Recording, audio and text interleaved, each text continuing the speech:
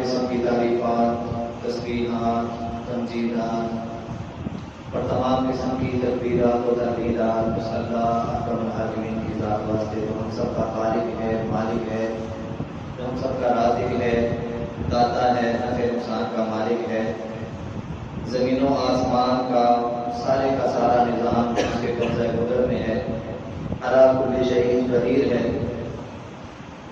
بے شمار اللہ تعالیٰ نقل درود و سلام سید الاولین والآخرین، امام مجتبیٰ، امام الرسل، خاتم الانبیاء، جناب محمد رسول اللہ صلی اللہ علیہ وآلہ وسلم کی ذات اقدس کے واسطے، صاحبوں اور ساتھیوں کا بے احترام تشریف فرما اور رحمت۔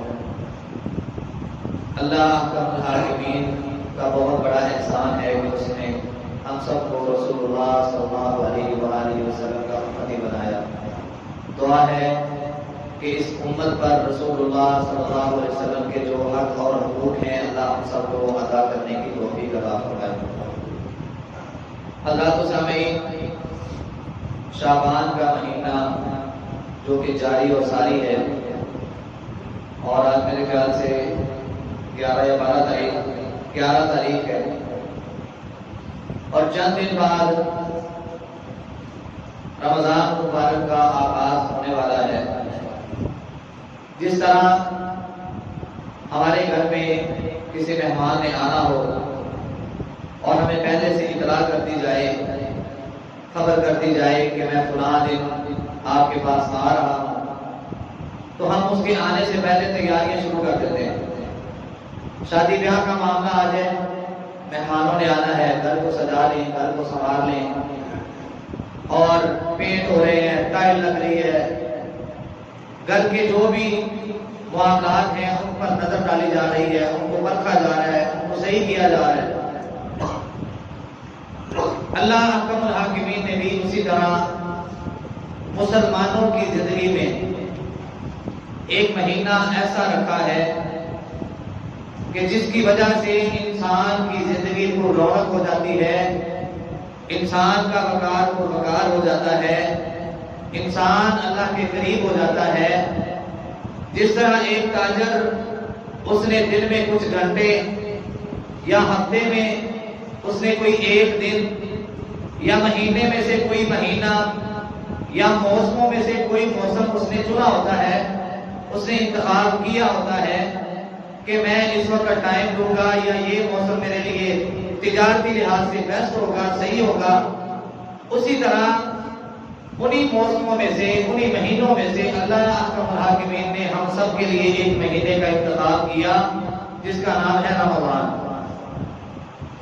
جس کا نام ہے رمضان۔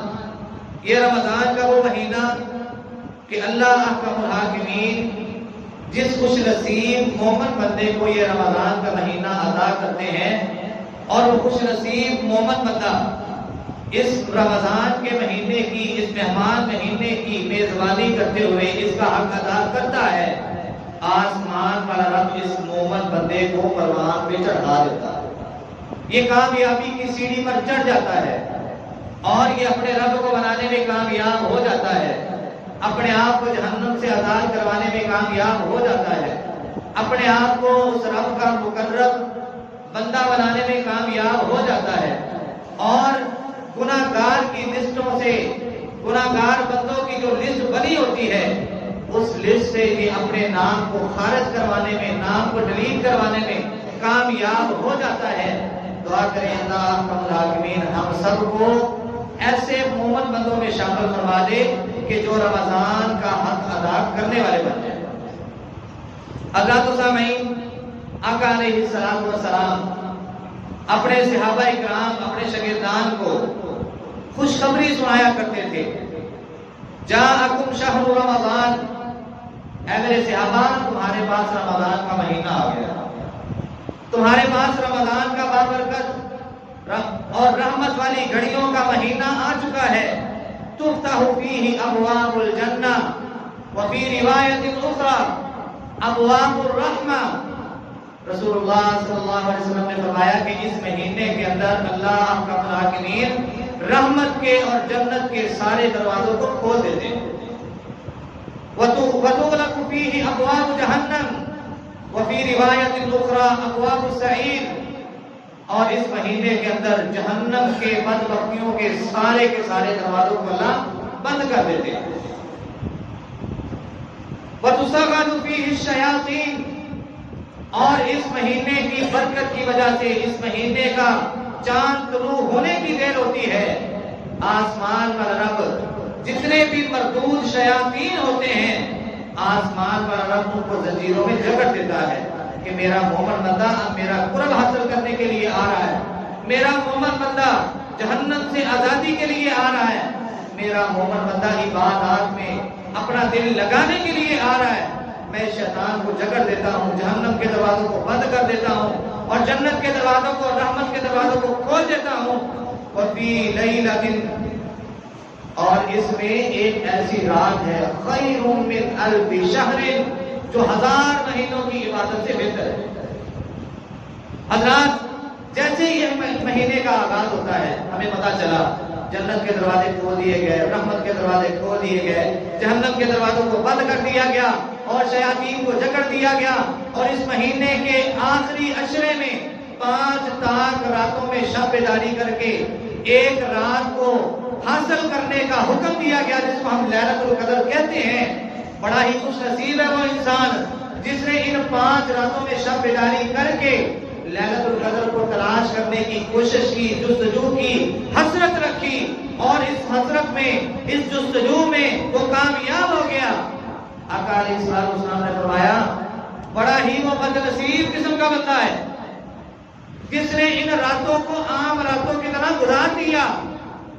فقد من حرمها فقد حرم خیرها، جو اس رات کی خیر و برکات سے محروم ہو گیا، جس نے اس رات کو عام راتوں کی طرح گزار دیا، اس کی خیر و برکات کو سمیٹنے کی کوشش نہ کی، جو اس کی خیر و برکات سے محروم ہو گیا، گویا کہ وہ تمام قسم کی بھلائیوں سے محروم کر دیا گیا۔ اتنی عظمت اور اتنی فضیلت والی رات۔ حضرات، جہاں پہ رمضان کی آمد ہے کہ رمضان آنے والا ہے، ہمیں غور و فکر کرنا ہے اور تھوڑی سی تیاری کرنی ہے کہ یہ رمضان ہماری زندگی میں آ رہا ہے، جس کے متعلق سلف صالحین کے بارے میں آتا ہے کہ وہ 6 مہینے پہلے آسمان والے رب سے دعائیں اور التجائیں کرنا شروع کر دیتے تھے کہ اللہ ہماری زندگی میں دوبارہ سے پھر رمضان لا دے، اے اللہ ہماری زندگی میں دوبارہ پھر رمضان آ جائے۔ اور رمضان کے گزر جانے کے بعد اگلے 6 مہینے تک وہ مسلسل یہی دعائیں کرتے رہتے کہ اللہ اس رمضان میں ہم نے جو ٹوٹی پھوٹی عبادات کی ہیں تو ان کو ضائع نہ کرنا، ان کو کہیں ریاکاری کے ٹوکری میں نہ ڈال دینا، اے اللہ ان کو شربت قبولیت سے نواز دے۔ یہ ساری باتیں ہم سب کے لیے ہیں، اسباق ہیں، ان سے ہم نے سیکھنا ہے۔ رمضان میں کچھ کرنے والے کام ہیں، رمضان میں کچھ کرنے والے کام ہیں۔ سب سے پہلے ہم نے سحری کے لیے اٹھنا ہے۔ تسحروا فإن في السحور برکۃ، تاجدار نبوت نے اعلان کیا ہے لوگوں سحری کھاؤ۔ کچھ لوگ ہیں یار ہمارا دل نہیں کر رہا، نہیں دل کر رہا، تو آقا علیہ السلام نے رخصت بھی دی ہے، آپ پانی پی لیں۔ اور مومن کی سب سے بہترین سحری، رسول اللہ صلی اللہ علیہ وسلم فرماتے ہیں مومن بندے کی سب سے بہترین جو سحری ہے وہ کھجور ہے۔ تمہارا کھانا کھانے کو دل نہیں کر رہا، کھجور کھا لو، پانی پی لو، کھانا کھا لو، لیکن سحری کھاؤ۔ کیوں کھانی ہے؟ آقا علیہ السلام نے فرمایا تسحروا، حکم دیا تم سحری کیا کرو، فإن فی السحور برکۃ، آسمان والے رب نے سحریوں میں برکت رکھی۔ سحری کھائی، سحری کھانے کے بعد ہم نے کیا کرنا ہے؟ اے سی چلانا ہے، سونا ہے، جی ایسا نہیں کرنا۔ سحری کھانے کے بعد عموماً ہم یہی دیکھتے ہیں، اے سی چل گیا، کمبل اٹھتے تھے، چلو جی اور میں نے 11-12 بجے پہلے کوئی اٹھایا نہ کیوں، میں روزہ رکھا، احسان کیا کسی نے۔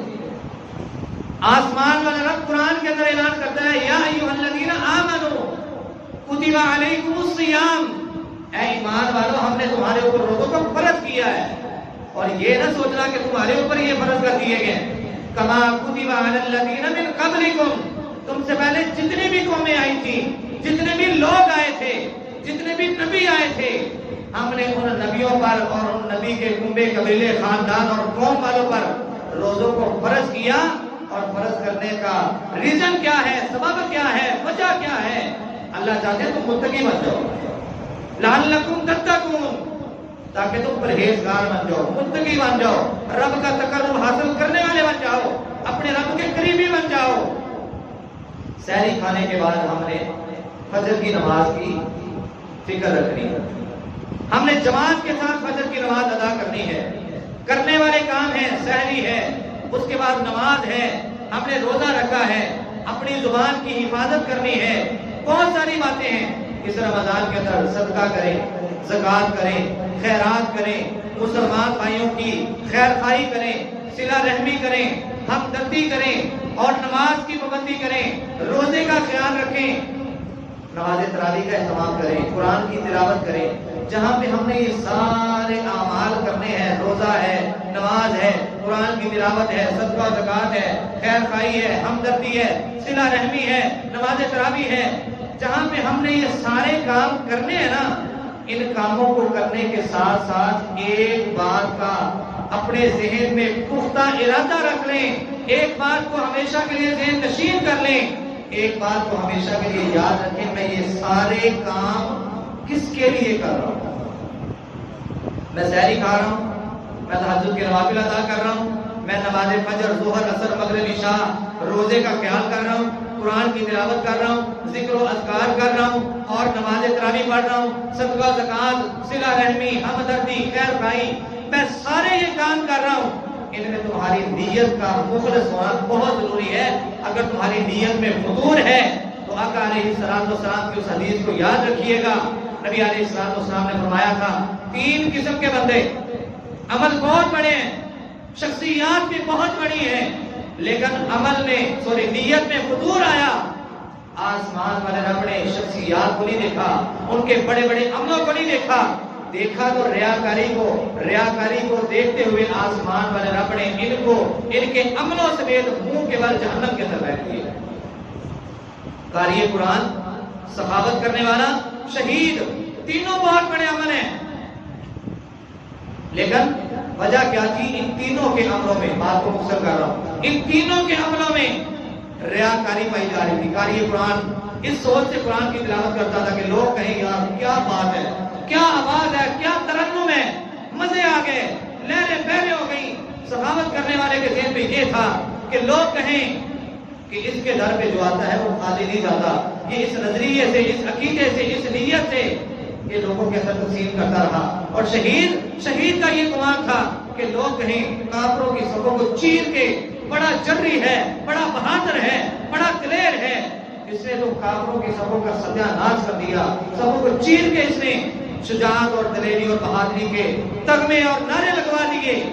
لوگوں کو خوش کرنے کے لیے ان تینوں نے یہ کام کیے۔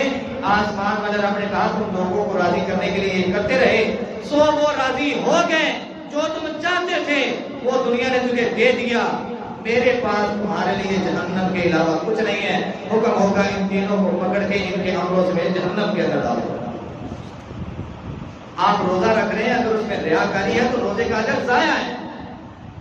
آپ صدقہ و زکوٰۃ کر رہے ہیں، لیکن اگر نظریہ یہ ہے کہ لوگ کہیں کہ اس کے در پہ جو آیا ہے وہ خالی نہیں جائے گا، نظریہ غلط ہے، تمہارے عمل کی کوئی ضرورت نہیں۔ آسمان والے رب تراویح پڑھ رہے ہو، قرآن کی تلاوت کر رہے ہو، اور دیگر نیکی کے جتنے بھی کام کر رہے ہو، اگر تمہاری نیت میں اخلاص نہیں ہے، تمہاری نیت مخلص نہیں ہے، بہت بڑا عمل ہی کیوں نہ ہو، آسمان والا رب اس کو ردی کی ٹوکری میں پھینک دے گا۔ اور یاد رکھیے، رب کی ردی کی ٹوکری جہنم ہوا کرتی ہے۔ اللہ آقا علیہ السلام نے فرمایا کہ انسان کوئی بھی عمل کرتا ہے، وہ عمل سب سے چھوٹا ہی کیوں نہ ہو، وہ عمل سب سے بڑا ہی کیوں نہ ہو، لیکن اگر اس میں اخلاص نہیں ہے نا تو اللہ اس عمل کو قبول نہیں کرتا۔ ان اللہ لا يقبل من العمل الا ما كان له خالصا وابتغي به وجهه۔ اگر اللہ کی رضامندی مطلوب نہ ہو، اگر اللہ کو راضی کرنا مطلوب نہ ہو، انسان جتنا مرضی بڑا عمل کرتا رہے، اگر اس میں اخلاص نہیں، اس کی نیت اچھی نہیں ہے، آقا علیہ السلام فرماتے ہیں اللہ اس کے اس عمل کو قبول ہی نہیں کرے۔ اور نبی علیہ السلام نے اخلاص کی مثال دے کر بتایا کہ انما الاعمال کالوعاء، لوگوں تمہارے اعمال ایک برتن کی طرح ہیں، تمہارے اعمال برتنوں کی طرح ہیں۔ برتن پاک صاف ہو، اس کے اندر آپ جو چیز بھی ڈالیں گے وہ صاف ہی ہوگی، کھانے کو بھی دل کرے گا، پینے کو بھی دل کرے گا۔ لیکن اگر وہی برتن گندا ہو، آپ اس کے اندر بے شک اچھی چیز ہی کیوں نہ ڈال دیں، وہ گندا برتن چیز کو بھی گندا کر دے گا، جس کو نہ کھانے کو دل کرے گا نہ پینے کو دل کرے گا۔ اے لوگوں، تم عمل کرو، اچھے کرو، لیکن راضی کس کو کرنا ہے؟ اللہ کو راضی کرنا ہے۔ اپنے دل کو، اپنی نیت کو اللہ کے لیے خالص کر لیں۔ چھوٹا عمل اگر کر لیں نیت کو خالص کرنے کے ساتھ، آسمان والا رب اگر اس کو ہی قبول کر لینا، تمہاری نجات کے لیے وہی کافی ہے۔ لیکن اگر نیت خالص نہیں، حج کر لیں، عمرہ کر لیں، قربانیاں کر لیں، صدقہ زکات کر لیں، سب کچھ بیکار ہے۔ اللہ احکم الحاکمین ہم سب کو اپنے اندر اخلاص پیدا کرنے کی توفیق عطا فرمائے۔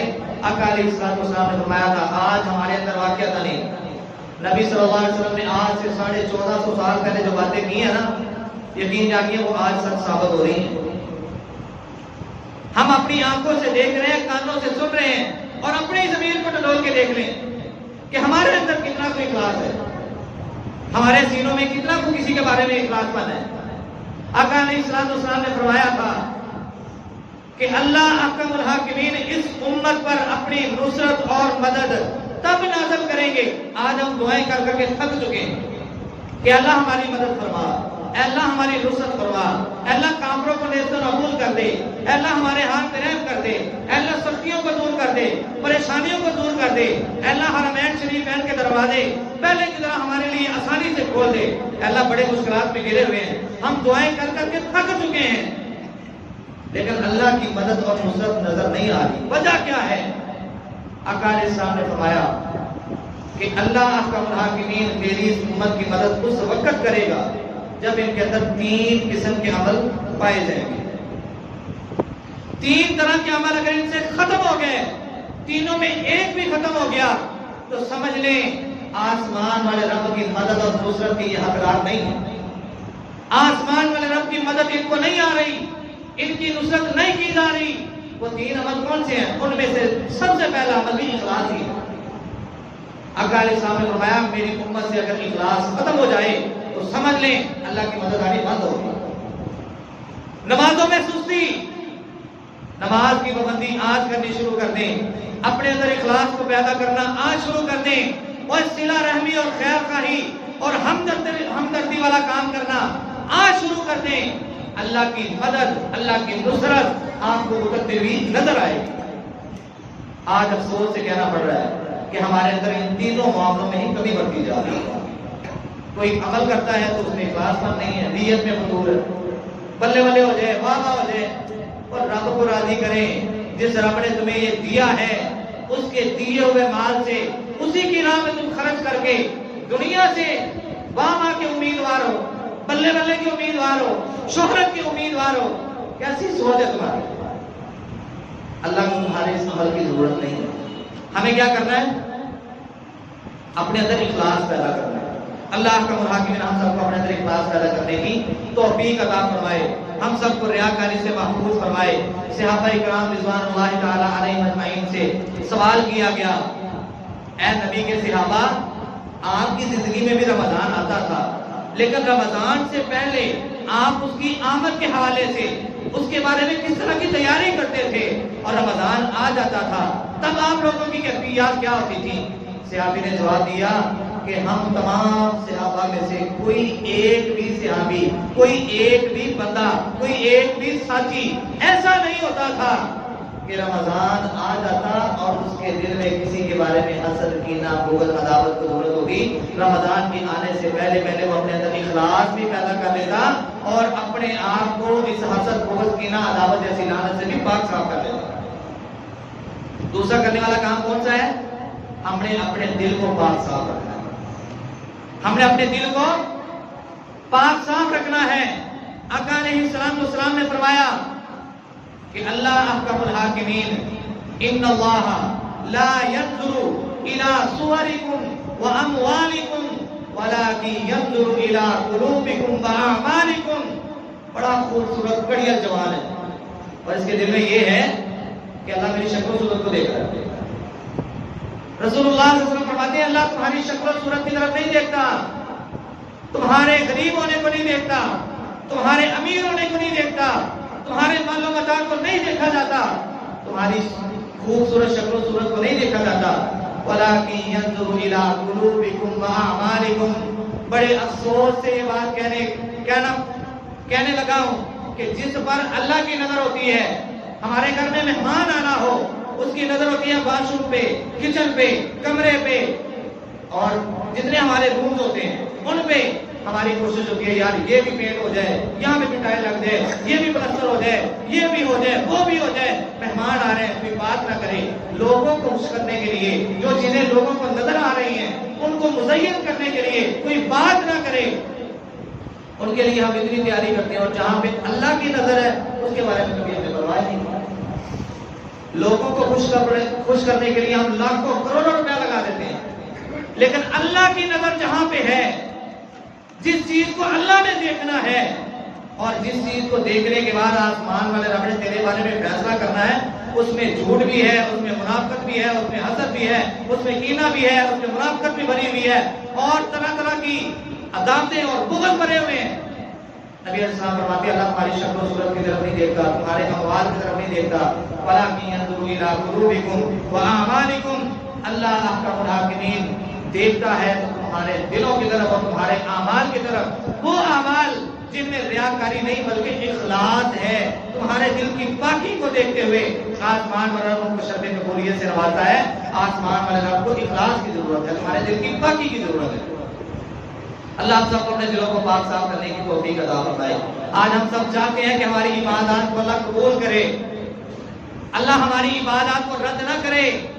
تو اس کے لیے سب سے پہلا کام اپنے اندر اخلاص پیدا کریں، اس کے بعد دوسرا کام اپنے دل کو پاک صاف کریں، حسد سے پاک کر دیں، عداوت سے پاک کر دیں، کینے سے پاک کر دیں، تمام قسم کی عداوتوں سے پاک صاف کر دیں.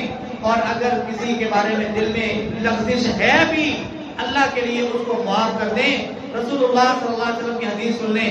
آقا علیہ السلام نے فرمایا تھا اگر کوئی بندہ حق پہ ہوتے ہوئے بھی، حق پہ ہونے کے باوجود کسی دوسرے بندے کو معاف کر دیتا ہے، اگر اس کی عزت میں کچھ کمی ہوئی تو کل قیامت کو وہ مجھ سے آ کے عزت لے لے.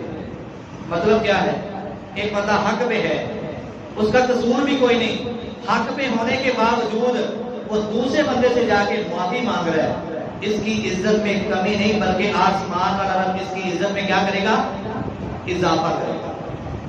حضرات، سعد بن معاذ رضی اللہ تعالیٰ عنہ کا نام سنا ہے؟ سب کہتے ہیں رضی اللہ تعالیٰ عنہ. صحابی کا نام ہے تو کیا کہنا چاہیے؟ رضی اللہ تعالیٰ عنہ.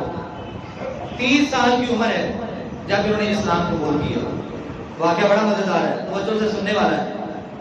30 سال کی عمر میں انہوں نے اسلام قبول کیا اور 36 سال کی عمر میں یہ اپنے خالق حقیقی سے ملاقات کے لیے چلے گئے، یعنی کہ فوت ہو گئے.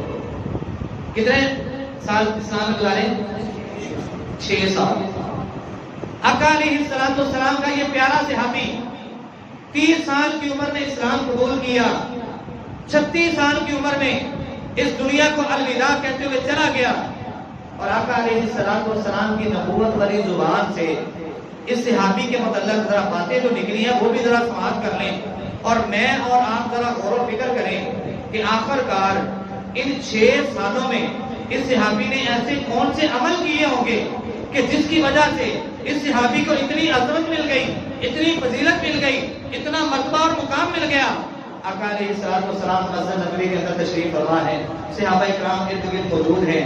نبی علیہ السلام نے ارشاد فرمایا لَيَخْتَلِعُ عَلَيْكُمُ الْآنَ رَجُلٌ.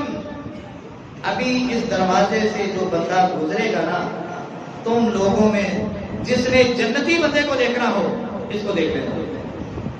صحابہ کرام بیٹھے ہیں، دروازہ کھلا، صحابی اندر آئے. صحابہ کرام نے دیکھا تو سعد بن معاذ رضی اللہ تعالیٰ عنہ 6 سال اسلام میں گزارے ہیں. صرف آقا علیہ السلام نے نبوت والی زبان سے یہ اعلان کیا اے میرے صحابہ، اس دنیا میں اگر کسی نے جنتی انسان کو دیکھنا ہے، اس دروازے سے ابھی جو انسان اندر آئے گا وہ جنتی ہے۔ صحابہ اکرام کہتے ہیں ہم نے دیکھا دروازہ کھلا، وہ سعد بن معاذ رضی اللہ تعالی عنہ تھے۔ آخرکار وجہ کیا ہے؟ اتنی عظمت مل گئی۔ 6 سال میں ایسا کون سا کام کر دیا جب یہ صحابی فوت ہوتے ہیں؟ آقا علیہ الصلوۃ والسلام ابھی ان کو خبر نہیں ملی کہ سعد بن معاذ رضی اللہ تعالیٰ عنہ فوت ہو گئے۔ آسمان والے رب نے جبرائیل علیہ السلام کو پیغام دے کے بھیجا۔ فضیلت چیک کیجئے گا، مرتبہ اور مقام ایسے نہیں مل جاتا، انسان کو اپنا آپ ڈالنا پڑتا ہے، انسان کو اپنے آپ کو تبدیل کرنا پڑتا ہے، اپنے اندر چینجنگ اسلام کے مطابق لانی پڑتی ہے، تبھی جا کے یہ مرتبے ملتے ہیں، تبھی جا کے یہ مقام ملتے ہیں، تبھی جا کے رب کی نظر میں عزتیں اور مقام ملتے ہیں۔ آسمان والے رب نے جبرائیل علیہ السلام کو پیغام دے کے بھیجا، جاؤ جا کے میرے محبوب محمد رسول اللہ، سب پیار سے کہہ دیں صلی اللہ علیہ وسلم کو جا کے پیغام دے دو، سعد بن معاذ رضی اللہ تعالیٰ عنہ کی روح کو قبض کر دیا گیا ہے، آج وہ فوت ہو گئے۔ اور ان کی فوتگی کی وجہ سے اور ان کی روح جب آسمان کی طرف لے جائی گئی، آسمان والے رب کا جو عرش ہے، سعد بن معاذ رضی اللہ تعالیٰ عنہ کی آمد کی خوشی میں جوش مارنا شروع ہو گیا۔ آسمان والے رب کا عرش جوش میں آ گیا، اور آسمان والے رب نے جب جنازے کا ٹائم آیا، نبوت والی زبان سے یہ اعلان کروایا کہ اے میرے نبی، خالی تم نے نہیں، خالی تمہارے صحابہ نے نہیں، آسمان سے 70,000 فرشتے کو ہم نے دنیا میں بھیجا، جاؤ جا کے میرے ساتھ میں معاذ کا جنازہ پڑھ گیا۔ اللہ اکبر! اتنا بڑا مرتبہ، اتنا بڑا مقام۔ جب صحابہ اکرام کو اس بات کا اندازہ ہوا نا کہ نبی صلی اللہ علیہ وسلم نے دروازے سے کہا جو بندہ ابھی اندر آئے گا وہ جنتی ہوگا، صحابہ اکرام نے دیکھا تو وہ سعد بن معاذ رضی اللہ تعالیٰ عنہ، کئی صحابہ کو دیکھ کے تڑپ پیدا ہو گئی کہ یار آخرکار یہ کون سا ایسا عمل کرتے ہیں، آخرکار ایسا کون سا کام کرتے ہیں کہ نبوت والی زبان نے جنتی قرار دے دیا ہے۔ صحابی ان کے پیچھے گھر چلے گئے، جا کے پوچھا اے سعد رضی اللہ تعالیٰ عنہ، ہم نے نبوت والی زبان سے سنا ہے کہ تو جنتی ہے، آخرکار کون سا تو ایسا عمل کرتا ہے کہ جس کی وجہ سے اللہ نے نبوت والی زبان سے تجھے دنیا میں ہی جنتی قرار دے دیا؟ سعد بن معاذ رضی اللہ تعالیٰ عنہ کہتے ہیں اگر واقعہ سننا چاہتے ہو نا تو پھر سن لو، ہو سکتا ہے میرے ان عملوں کی وجہ سے آسمان والا رب خوش ہو گیا ہو اور نبوت والی زبان سے ان الفاظ کو جاری کروا دیا گیا ہو، لا اجد غلا لاحد من المسلمین، میں نے آج تک کسی مسلمان کے بارے میں اپنے دل میں کینہ نہیں رکھا۔ اور دلوں کو پاک کر لو، کامیاب ہو جاؤ گے۔ آج ہمارے سینے مخالفت سے بھرے ہوئے، کدورتوں سے بھرے ہوئے، عداوتوں سے بھرے ہوئے، اور اس کے ساتھ ہم کہیں کہ جنت میں چلے جائیں گے، ہمارے اعمال قبول ہو جائیں، ہمارا حج قبول ہو جائے، عمرے قبول ہو جائیں، نمازیں قبول ہو جائیں، صدقہ زکات قبول ہو جائیں، روزے قبول ہو جائیں، اور تیرا دل سے پاک نہیں ہے، قبول کی ہوئے جہاں پہ رب کی نظر ہے۔ اپنے دل کو پاک کریں۔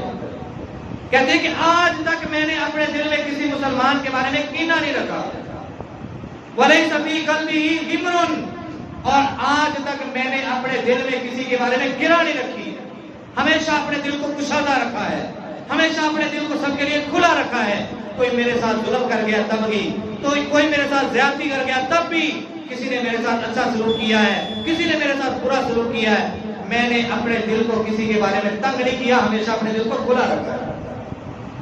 لا احسد علی احد علی شیء آتاہ اللہ ایاہ، اور تیسری اور مزے کی بات ہے، آج ہمارے اندر حسد پایا جا رہا ہے، آج ہمارے اندر حسد پایا جا رہا ہے، وہ حسد جس کے بارے میں نبوت والی زبان نے فرمایا تھا ان الحسد یأکل الحسنات کما تأکل النار الحطب۔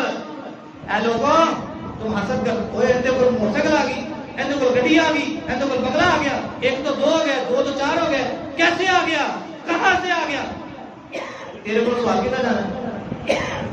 آقا علیہ السلام نے فرمایا حسد ایسی بیماری ہے، حسد ایسی لعنت ہے، حسد ایسی بیماری ہے، ان الحسد یأکل الحسنات، حسد نیکیوں کو ایسے کھا جاتا ہے، کما تأکل النار الحطب، جیسے آگ لکڑی کو کھا جاتی ہے۔ سعد بن معاذ رضی اللہ تعالیٰ عنہ کہتے ہیں کہ آج تک میں نے کسی مسلمان کے بارے میں اپنے دل میں کینہ نہیں رکھا، کسی کے بارے میں اپنے دل کو تنگ نہیں کیا، اور ایک بات سن لیں، آج تک میں نے کسی کے بارے میں حسد نہیں کیا۔ اللہ نے جس کو جو دیا ہے، مجھے جس حال میں رکھا ہے الحمدللہ، کبھی میں نے رشک نہیں کیا، کبھی میں نے حسد نہیں کیا۔ وہ اندر کو کتوں آ گیا، میرے کو آ جائے، میں نے یہ 3 کام کیے ہیں، ہو سکتا ہے میرے ان 3 کاموں کو مد نظر رکھتے ہوئے آسمان والا مجھ سے راضی ہو گیا ہو، اور اس نے نبوت والی زبان سے میرے لیے جنت کا اعلان کروا دیا۔ کیوں جی؟ ہم سب نہیں چاہتے کہ اللہ کی نظر میں مقرب بن جائے، بولے جنا کہ اللہ گواہی نہ مارے۔ ہم سب نہیں چاہتے کہ اللہ ہم سے راضی ہو جائے، ہم اللہ کے مقرب بن جائیں، اللہ ہم سے محبت کرنے لگ جائے، اللہ ہم کو جہنم سے آزاد کر دے، اللہ ہم سب کو جنت کا وارث بنا دے۔ تو پھر اس کے لیے آج ہم نے 2 باتیں سنی ہیں۔ رمضان آنے والا ہے، ہم نے روزے بھی رکھنے ہیں، ہم نے تراویح بھی ادا کرنی ہے، ہم نے قرآن کی تلاوت بھی کرنی ہے، ہم نے دیگر نیکی کے کام کرنے ہیں، بڑھ چڑھ کے ایک دوسرے سے فاستبقوا الخیرات، نیکیوں میں ہم نے ایک دوسرے سے آگے نکلنا ہے۔ لیکن اگر ہم چاہتے ہیں نا کہ ہمارے دن کے روزے، ہمارے دن کے اذکار، قرآن کی تلاوت، راتوں کا قیام، صدقہ و زکوٰۃ، ہمدردی، صلہ رحمی، خیر خواہی اور دیگر جتنے بھی ہم نیکی کے کام کریں، اللہ ان کو قبول کر دے، ان کو ریاکاری کی ٹوکری میں نہ ڈال دے، کہیں ان کو رد نہ کر دے، اپنے اندر اخلاص پیدا کر لیں، اپنے دل کو پاک کر لیں۔ یہ 2 باتیں آج ہم نے سیکھی ہیں۔ جو انسان یہ کام کر لے گا اللہ کی نظر میں سرخرو ہو جائے گا۔ اعمال کی قبولیت کا سرٹیفکیٹ اس کو رسول اللہ صلی اللہ علیہ وسلم نے دیا کہ ان 2 چیزوں کو اپنے اندر پیدا کر لیں، اللہ تمہارے عمل کو قبول کر لے گا۔ اللہ مجھے اور آپ کو اس کی توفیق عطا فرمائے۔ باقی انشاءاللہ آئندہ جمعے بیان کریں گے۔ اللہ احکم الحاکمین سے دعا ہے، جو سنا ہے، جو سنایا ہے، اللہ احکم الحاکمین میرے سمیت ہم سب کو عمل کی توفیق عطا فرمائے، ہمیں اپنے دلوں کو پاک صاف کرنے کی توفیق عطا فرمائے، اپنے اندر اخلاص کو پیدا کرنے کی توفیق عطا فرمائے۔ آخر دعوانا الحمدللہ رب العالمین۔